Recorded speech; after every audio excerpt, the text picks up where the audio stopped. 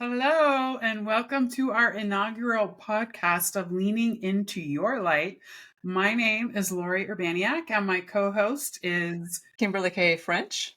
Yes. And we decided together that this would be an offering for people looking for practical spirituality, we're calling it, because we both find it really interesting to understand it on a deeper level, but then to live it is a different kind of work. So we wanted to talk about how to live it. I'm going to tell you a little bit about myself, and then Kimberly will go next. So right now, I am a licensed marriage and family therapist. I work on a couple of different platforms doing online therapy. I do a mix of coaching and therapy. I've done that for 3.5 years. Prior to that, I worked in the mental health field in administrative work. And prior to that, I did a lot of clinical work. Most of my clinical work was with foster kids, which I have a soft spot in my heart. So I did that. I've been in the social service field for my entire life, which is a long time. So yes, I was born in Wisconsin. I moved to Florida. Where did I go next? Virginia, Pennsylvania, Thailand. In between there, back to Colorado. Or did I say Colorado? Wait. Born in Wisconsin, moved to Colorado, then to Florida, then to Virginia, and then, well, wait, no. Thailand, Pennsylvania, and then back to Colorado. It's a mess. 5 states and another country. I have 4 adult children, 2 boys and 2 girls. Well, they're 2 grown-ups and 2 other grown-ups. My girls are twins, and they just turned 26. My boys are 32 and 30. And I raised them on my own from A to Z for 20-some years, since 2000. Their dad was not able to help, or whatever that was all about, but I got to do it myself. So I, needless to say, kind of put my own growth in a box on a shelf for 20-some years. I've been in an empty house for the first time in almost 30 years for 3 now, almost 3. So just getting back into the groove. And maybe you can talk about how we met and how recently that was. Again, my name is Kimberly French. I am a business coach and a team coach, and I'm also a new author of Unexpected Pivots. And that's how Lorrie and I met, is we went to a book authors conference in Vegas just a month ago. So we've only known each other a month. I forgot to even mention that I've written 4 books. Yeah, she's got 4 books, and she wants to write a nonfiction one too, because of all of her experience with therapy. Yeah. So yeah, a little bit about me. I've had a long corporate career, in and out of corporate, and looking at how it was soul sucking after a while, and I had to go out and express my creativity. So I worked at like an art school in between my corporate jaunts. But I rose to success really early on, and everyone's always asked me, how did you do that? How did you become a VP at a Fortune 100 company by the time you're 30? Impressive. And wanting to dissect it. And I didn't know at the time, because I was like, but when I got older and I learned a lot of the spiritual components, was able to dissect it and kind of go back and say, oh, that's how I did it. And I might as well teach people that, because everyone's always interested in that. And my fundamental core of who I am is helping people live their life of purpose. So aligning their soul's mission here with their purpose and what they do, not only in vocation, but in their day-to-day life.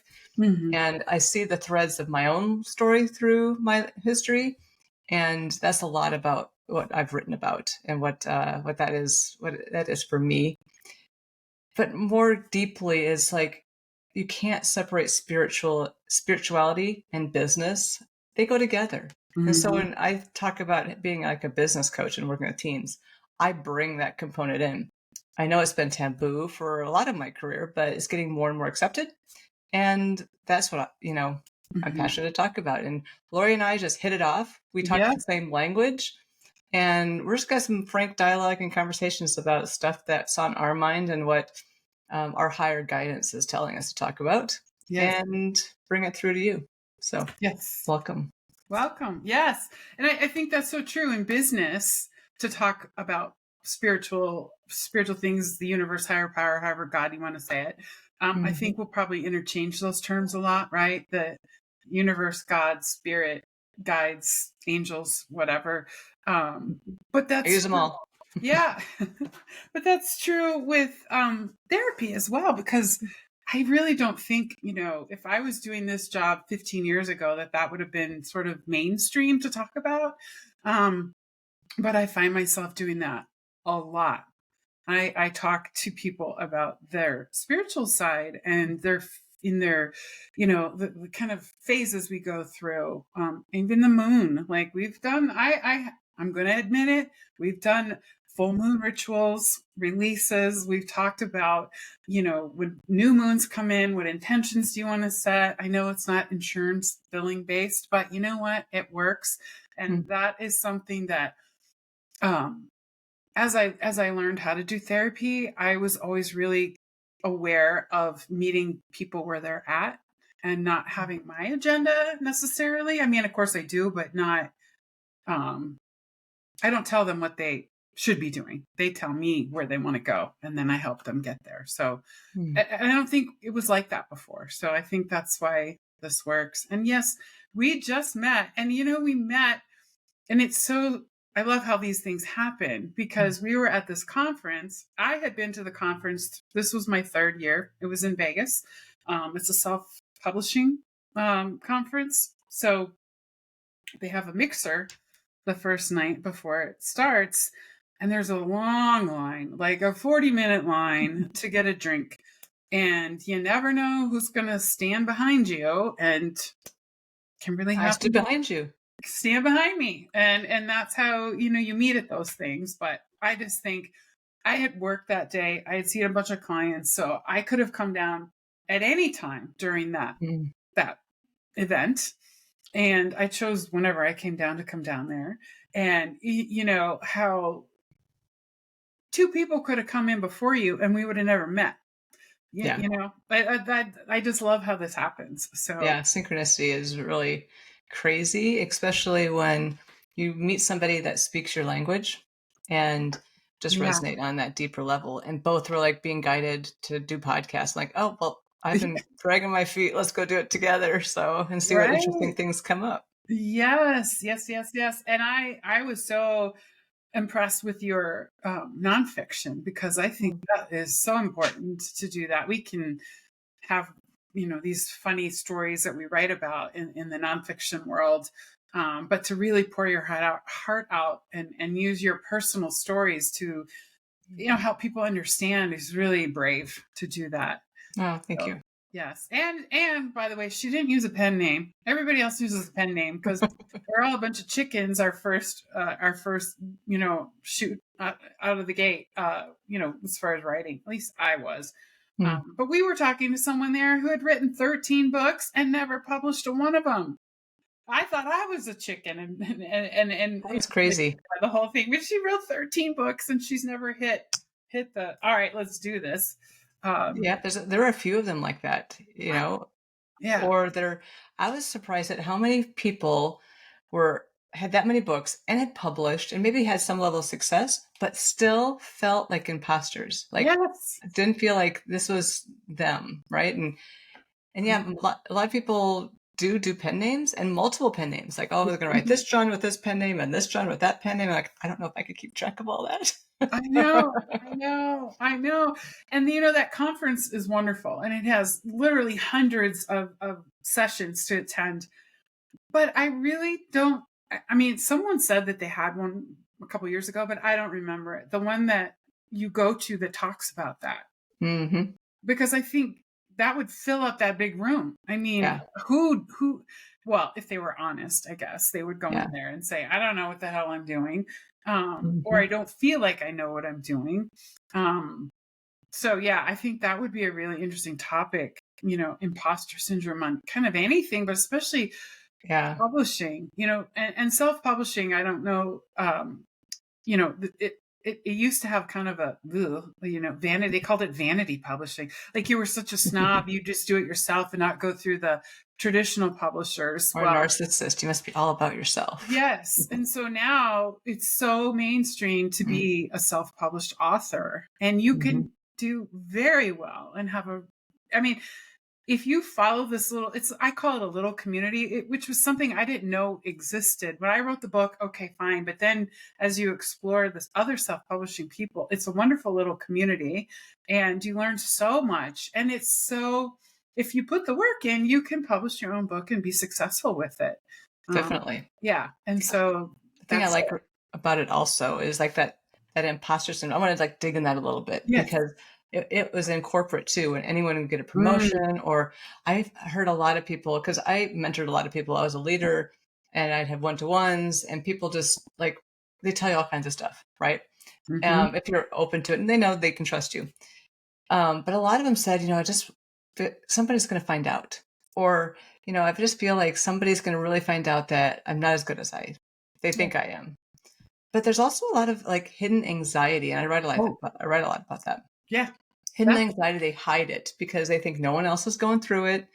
And mhm, that's where the spirituality and business combining comes together, because mhm. you take yourself to work and you're still a spirit in this body Yes. and have feelings and frustrations and hopes and dreams. And our dreams and inspirations, I think, are like God speaking to us. Mhm. And if you separate them, I think that's where I get anxiety, is if I try to separate it too much and live over here like a good little like corporate girl who delivers on the goals Yeah. and doesn't take account for like my spirit who's like wanting to say something or express an emotion, but I don't feel like I can't express an emotion.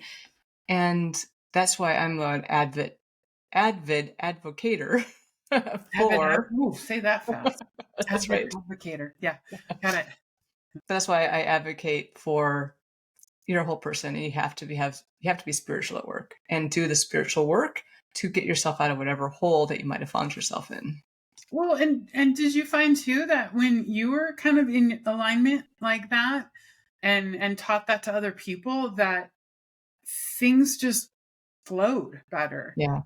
Projects Yeah. got done, all in a quicker, more efficient way or something. I don't know, but I think that that's true. My clients have anxiety at work for the same reasons, but Mm. I don't dip into that, but I dip into the, why do you have anxiety? Because you're trying to fit into a certain lane that isn't yours. Yep. And when you're trying to do that, you're not in alignment. It causes the anxiety and the tension and the stress. Whereas if you were to just shift over to your lane and do your thing, Mm. you attract so much more light. You attract so many more, ooh, I like that feeling of that person. Mm-hmm. And it just is a trickle down effect, I think. And Yeah. the other people that you encounter at work and your jobs and things like that. So yes, that's what we're talking about, leaning into your light so that Yeah. you can show other people what that looks like and feels like. Yeah. I think you brought a really good point. You take it from the other angle, right? We're outside of corporate, and I've dealt with it Yeah. inside of corporate, and it's the same thing. Yeah. It's the same thing. And it's people needing to put on a face, Mhm. even no matter how they're feeling, and Mhm. pretending. And if what I just interpreted you saying is like, if you get in your lane of doing what you're here to do, right? And so you have a job, and that's not necessarily your calling, but within the job, it Mhm. might be you're here to be a light for others, or you're here to stand for truth, or you're here to stand for justice, and you know that you need to use your voice and work with others to do that.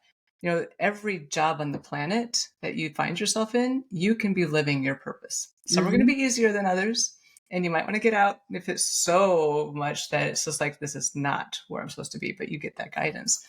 But I think those subtle, like listening to your inner guidance and those subtle messages it sends you, Yeah. there's just a small tweak, like a small tweak Yeah. when we're stuck over here, and it's like, oh, okay, I just need to like think of it a little bit different way and reframe it in my mind, and then your mind frees Mhm. up. And it's like deep breath, Yeah. and this shifts. Yeah, and I think generationally, almost, I kind of sort of was raised with, you go to work at a job and you retire from that job, and there's no ifs, ands, or buts. It's like, Hmm.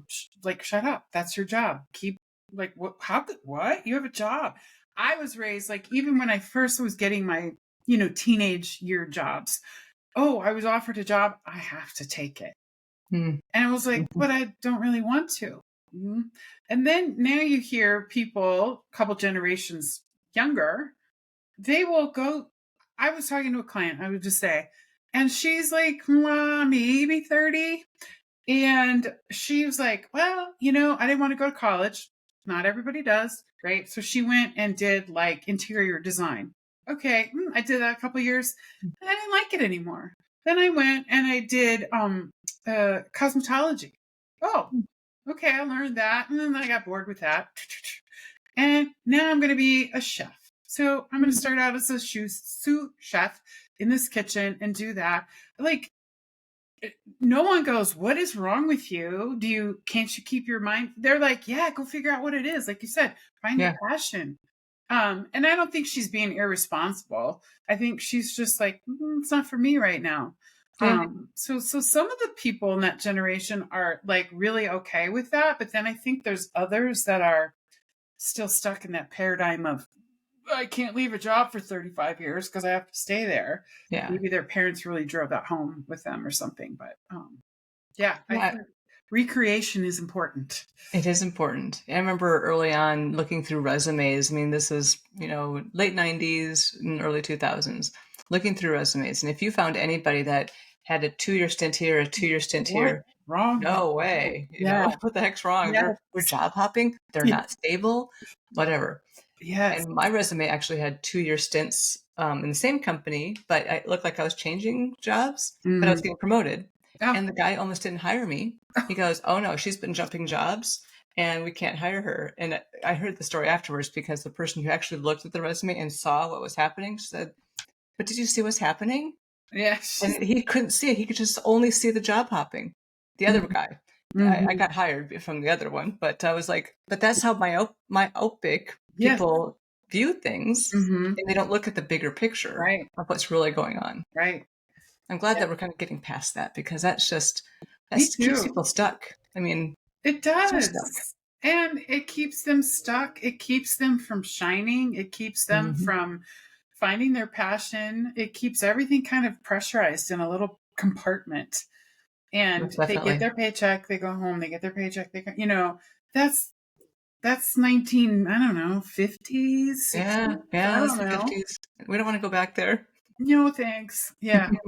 So now there's so many more choices and so much more freedom. I mean, look at what Icky COVID did. We can all work from home now. That Hmm. wasn't an option. I think that opened up so many people's, doors, not even just like us workers, but like the higher ups, like, oh, we don't have to micromanage and stare at them all day. They'll still do their work. Who knew? I Yeah. don't know that we would have necessarily uncovered that golden nugget if that wouldn't have happened. That the Yeah, there's whole always a world. blessing, which seems to be a really bad thing, right? Always, always, Yeah. always.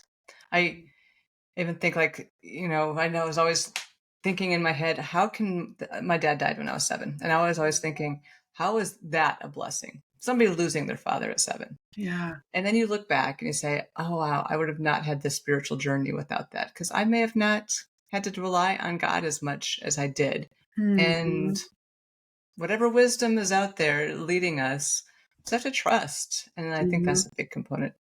For sure. Yeah. And finding that silver lining in everything. Have to. My daughter, she got a new car, newish car, and she had to go to the DMV, and she's in Nevada, and it was getting ridiculous, like no movement, hours, and she was having a really hard time struggling with it. But I said, why don't you think of the, because she's an adventurer, why don't you think of the new adventures you're going to be able to take in this new vehicle, and the road trip. And she was like, oh yeah, that'll give me some time. So she kind of checked out and went into gratitude for the new car, gratitude for, I mean, she turned in a 1999 Toyota 4Runner for a 2019. So Nice. it was an upgrade a little bit. Oh, a lot. Yeah, but it was just like that little, like you said, the little tweak of like looking at it, like I'm sitting here because I can afford to buy. How many years is that? 30, A 20 years. 20, yeah, 20-year old. 99 to 2019, 20-year newer car. 20-year newer, Yeah. newer car. Yes, that's right. Yeah. Yeah, so that helped her get through a little Awesome. bit of the time. But yeah, Well, this has been fun. I think these are the kinds of things that I want to talk about. How about you? yes, I love this. This is going to be really fun. This felt natural. This felt awesome, and I'm hoping that you as listeners will enjoy as we get better and better and better at these, as we just go with the flow. We did not script this. We did not plan this. We just kind of like said, okay, higher guidance, what do you want to come through? Actually, Lorrie did write about it and ask specifically, so we're kind of following that, and I'll do the same for some of our shows. But Yeah. yeah, anything else you want to say, Lorrie? No, I'm just like so grateful that we met and that we connected and that we can start sharing our message to the world like this. I'm so happy I met you too. Yeah. All right. Take care and see you next time. Okay. Bye. Bye.